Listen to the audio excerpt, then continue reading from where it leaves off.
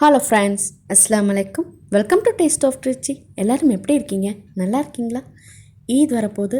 ஈதுக்காக ஒரு ஸ்பெஷலான sweet recipe எப்படி செய்யலான்னு பார்க்கலாம். அதுக்கு ஃபஸ்ட்டு ஒரு மிக்ஸி ஜாரில் 2 டேபிள் ஸ்பூன் அளவுக்கு பாஸ்மதி அரிசி நான் நல்லா வாஷ் பண்ணி ஃபேன் காற்றுலேயே ஆற வச்சு சேர்த்துக்கிறேன். பாஸ்மதி அரிசிக்கு பதிலாக எந்த அரிசி வேணாலும் நீங்கள் சேர்த்துக்கலாம். இதை நல்லா கொரப்பாக ரவை மாதிரி அரைச்சி எடுத்து வச்சுக்கோங்க. இப்போது ஒரு சட்டியில் காஃபி மக்கில் 1.5 கப் அளவுக்கு தண்ணி நான் சேர்த்துக்கிறேன். தண்ணி நல்லா கொதித்ததுக்கப்புறம் 3 டேபிள் ஸ்பூன் அளவுக்கு நல்லா வாஷ் பண்ண ஜவ்வரிசி சேர்த்துக்கலாம்.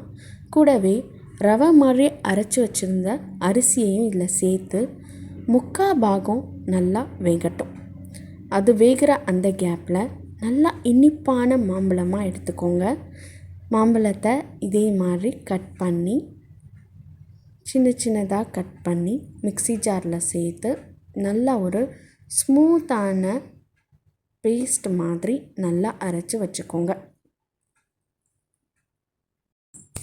இப்போ பாருங்கள், நம்ம ஜவ்வரிசி அரிசி எல்லாமே 3/4 பாகத்துக்கு நல்லாவே வெந்திருக்கு. இதுதான் இதோட பர்ஃபெக்டான கன்சிஸ்டன்சி. இப்போது அதே காஃபி மக்கில் நல்லா காய்ச்சி ஆற வச்ச பாலாக நான் ஒரு 2 கப் அளவுக்கு பால் சேர்த்துக்கிறேன். இது ஃபுல் ஃபேட் மில்காக பார்த்து சேர்த்துக்கோங்க. நல்லா பால் கொதித்து வரட்டும்.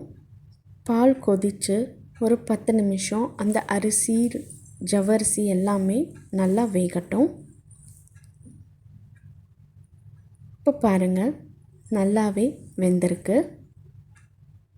இப்போது இந்த கன்சிஸ்டன்சியில் 1/2 கப் அளவுக்கு நான் சர்க்கரை சேர்த்துக்கிறேன். நம்ம எடுத்துருக்கிற மாம்பழத்தோட இனிப்பை பொறுத்து சர்க்கரையோட அளவு மாறுபடலாம். நான் எடுத்துருக்கிற இந்த இனிப்பான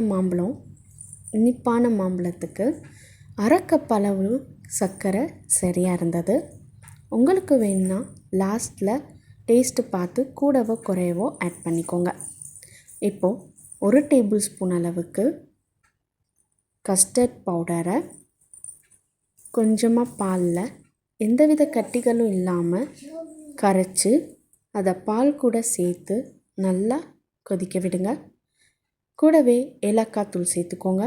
உங்கள்கிட்ட என்ன நட்ஸ் இருக்கோ அதெல்லாம் சேர்த்துக்கலாம். என்கிட்ட பாதாம், பிஸ்தா, திராட்சை பழம் இருக்குது. அதையும் இதில் நான் சேர்த்துக்கிறேன். கஸ்டர்ட் பவுடர் சேர்த்து மீடியம் டு லோ ஃப்ளேமில் வச்சு கைவிடாமல் நல்லா கிண்டிகிட்டே இருங்க. இல்லாட்டி கெட்டிப்பட ஆரம்பிக்கும். நல்லா கொதித்து எல்லாம் சேர்ந்து நல்லா வாசனையாக வரும். அந்த மாதிரி கன்சிஸ்டன்சியில் அடுப்பை ஆஃப் பண்ணிவிட்டு பாலை நல்லா ஆற விட்டுருங்க. ஆறுனதுக்கப்புறம் நம்ம அரைச்சி வச்ச மாம்பழத்தையும் கொஞ்சமாக குட்டி குட்டியாக கட் பண்ண முழு மாம்பழத்தையும் சேர்த்து நல்லா மிக்ஸ் பண்ணுங்கள்.